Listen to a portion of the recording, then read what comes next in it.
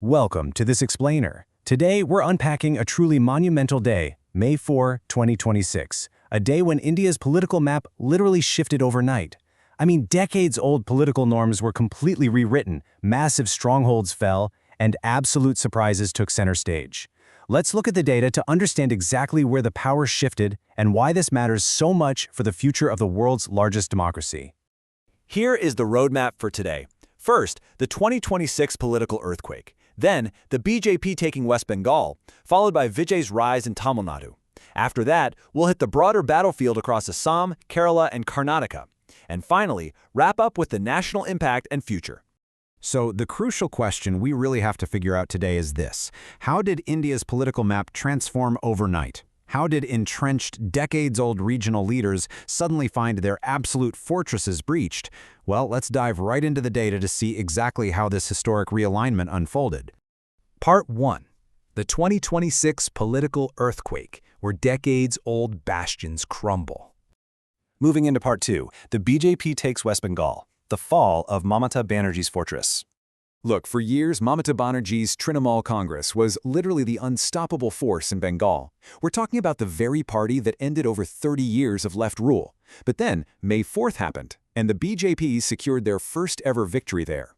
To really signal the sheer magnitude of this win, Prime Minister Modi actually showed up for his victory speech in a Bengali-style dhoti karta. He addressed the jubilant workers with this massive geographic declaration, saying, "The lotus now blooms from Gangotri to Gangasagar." It's a powerful way of saying that their influence now spans the entire length of the Ganges, from the Himalayas straight down to the sea in Bengal. On the ground, though, the contrast was stark. The outgoing Trinamool era ended pretty chaotically. You had Mamata Banerjee accusing the BJP of harassing her workers amid reports of vandalism, which, it's worth noting, the BJP completely denied involvement in. Meanwhile, the incoming BJP wasted absolutely no time. They immediately blanketed the state with promises. We're talking pledges to prioritize youth jobs, enhance women's safety, and a really big one, promising to implement the National Ayushman Bharat health scheme during their very first cabinet meeting. So you might be wondering, how do you actually bring down Didi's Dirk, or Sister's Fortress, brick by brick? Well, the data points to three major factors. First up, complex Muslim voting trends. There was this intricate interplay of both division and unity that completely disrupted the traditional Trinamool vote bank. Second, female voters. They emerged as a wildly critical segment, highly motivated by evolving political narratives and direct social welfare initiatives. And third, the heavy deployment of paramilitary forces. This ensured incredibly tight security, which fundamentally shifted the traditional voting dynamics of the entire state. All right, Part 3, Vijay's rise in Tamil Nadu. The cinematic unicorn upends the state. Now, Bengal definitely wasn't the only shocker. Down south, M.K. Stalin's ruling DMK took a massive hit from a totally unexpected disruptor, the wildly beloved actor Vijay. Observers are literally calling his new party, the TVK, a rare political startup that turned into an instant unicorn. I mean, usually it takes decades to build that kind of grassroots momentum against established political giants, right? But Vijay bypassed all of that.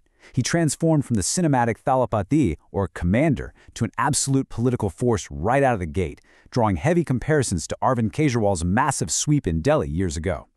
110. That's the magic number. Out of 234 total seats in Tamil Nadu, TVK established an early lead in 110 of them. Just let that sink in for a second. It sent absolute shockwaves through the state. The reaction was pure jubilation. Vijay's mother proudly declared she was his very first fan, and his family celebrated a mandate that TVK leaders confidently stated had absolutely no ifs and buts. And what actually drove this explosive success? Well, okay, aside from pure star power, it was highly targeted, very vivid campaign promises. TVK's standout assurance was providing 8 grams of gold for women. It's a highly specific, deeply culturally resonant welfare promise that really cut through the typical political noise and drove a massive turnout among female voters in Tamil Nadu. Moving on to Part 4, Assam, Kerala, and Karnataka, the broader battlefield. To really grasp the national mood, we have to look at several smaller but deeply vital shifts happening across the country. Over in Assam, the BJP completely bucked anti-incumbency, a feat largely attributed to what people are calling Himanta supremacy, with their candidate defeating a Congress heavyweight in Jorhat.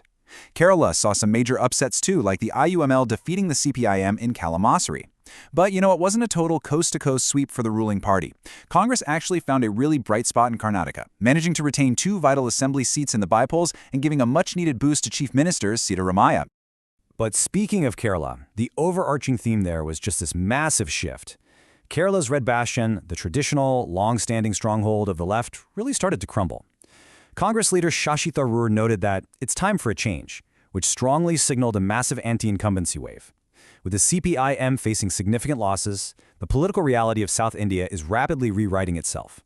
It's leaving almost no traditional red state completely untouched. And finally, Part 5, National Impact and Future, Mapping the New Political Reality.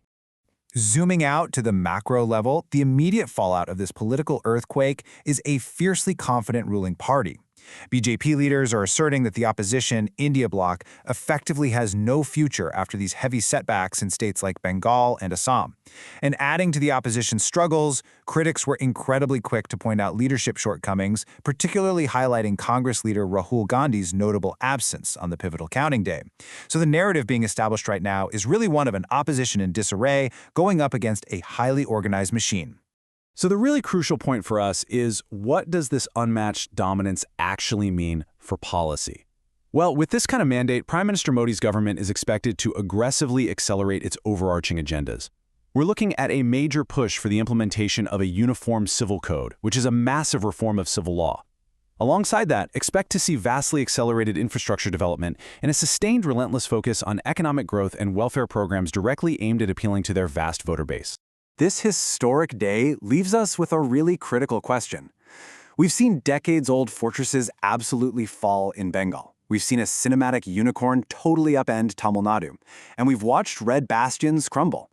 So, with regional strongholds falling one by one, what does an unopposed ruling party mean for the future of Indian democracy? How is this going to shape the checks and balances of the nation in the decades to come? Think about that for a second. Thank you so much for joining me for this explainer, and as always, keep questioning the world around you.